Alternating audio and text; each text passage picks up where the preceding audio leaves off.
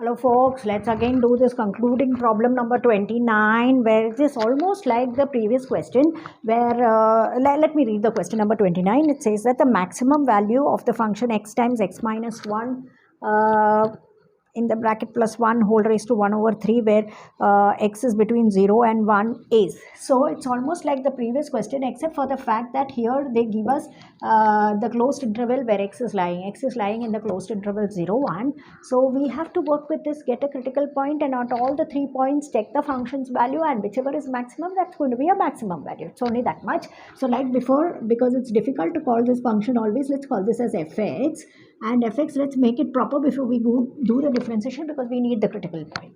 So this is going to be x squared minus x plus 1 raised to 1 over 3. So your derivative is going to be 1 over 3 times x squared minus x plus 1 over 3 minus 1, and the derivative of the terms inside. So that's 2x minus 1, and 1 doesn't have a derivative. So it's going to be 1 over 3 negative 2 over 3. So let's write it in the denominator because it's negative. So it's going to be x squared minus x plus 1 raised to 2 over 3. That's our f dash x.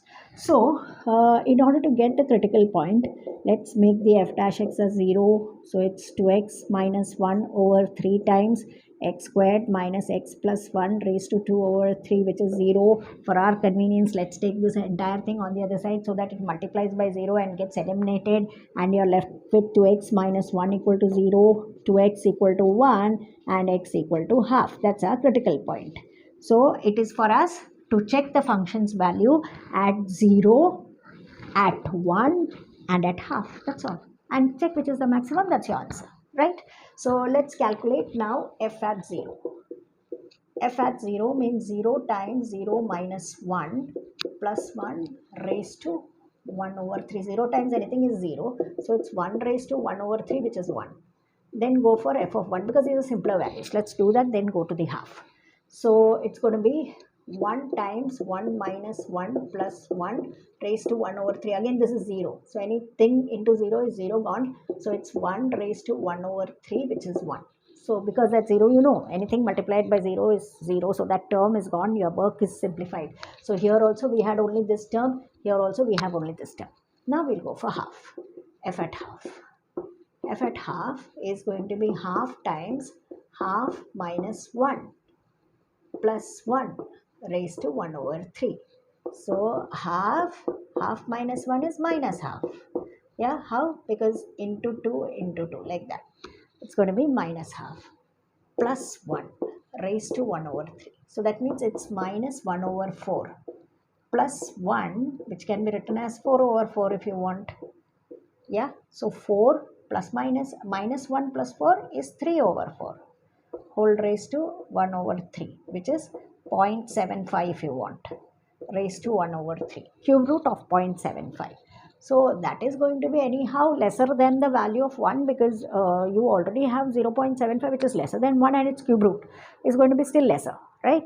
So therefore, anyhow, you know that the value, maximum value is going to be 1. Let's check the answer. The maximum value of this is, and they give you the options, yeah, 1 is there. It's the option C. So option C, 1 is your answer, is the answer. And what is that? That value is 1.